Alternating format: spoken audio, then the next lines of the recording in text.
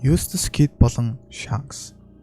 Punk Hazard Arc дээр Killer Hawkins бас Scratchman Apo-нор дөрвөн Yoko-гийн нэгийг болгож авахар хамтрал үүсгдэг. 793 дугаар ангийг харуул тэдний байн улаан ус Shanks байсныг мэддэг. Яагаад Kid Shanks-ийн араас явахаар болов? Бүрүүлээ бидэнд өмнө Kid энэ арал дээр ирсэн ч гэсэн том ээжийн командлагчаас хэнийг ч дийлж чадаагүй гэж хэлдэг. 498 дугаар анги дээр Shaki Kid-ийн шагнал Luffy-гээс их байгаа цорын ганц шалтгаан нь Kid энгийн иргэдэгч хүйс тэмдэрдэг гэж хэлдэг. Мөн Punk Hazard Arc дээр Kid 100 гараа алдсан учраас өөрийн чадвараараа төмөр гар орлуулан хийсэн байдгаар гардаг. Энэ нь Kid өөрөөсөө хитгүүчтэй ямар нэгэн хүнтэй тулаанд орж түүнээсээ авсан шархан байх гэсэн таамаглал гарч иж байгаа юм. Luffy-г загсан хүмүүсийн арал дээр очиход Kid Big Mom-ын далайн дээрэмчдийн хоёр үлийг устгасан гэдгийг мэддэг.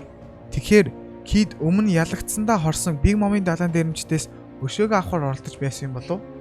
Энэ нь Kid 100 гараа Big Mom-ын багийнханд алдсан гэсэн үг юм болов? Магадгүй энэ Kid Big Mom-ын далайн дээрэмчдийн хоёр үлийг устгасны дараагаар тэрээр Big Mom-ын эзэмшлээс гарч Shanks-ийн эзэмшилд очсон баг.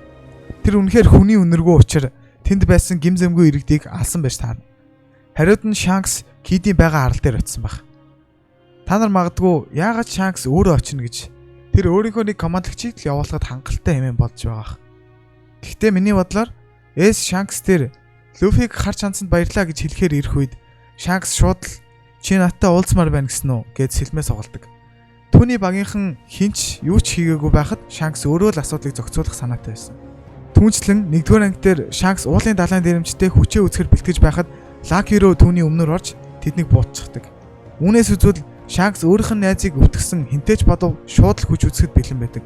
Yonko адмирал байх нь түүнд ямар ч хамаагүй. Тэгэхээр Kid арал дээр байсан Shanks-ийн найзыг нь алсан эсвэл гэмтээсэн байж таарна. Тийм учраас л Shanks түүнтэй тулдан түүний 100 гарыг тасцсан байх.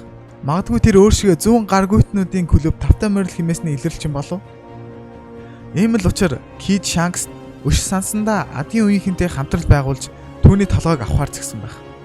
Магадгүй Kid Shanks чи үүнийхээ төлөөсийг төлөхөл болно доо гэж хэлсэн байх. Гэхдээ бодоод үзэхэд Shanks ч гэсэн 100 гаргүй байтал түүнээс яаж өшөөгөө авах гэж байгаа юм бол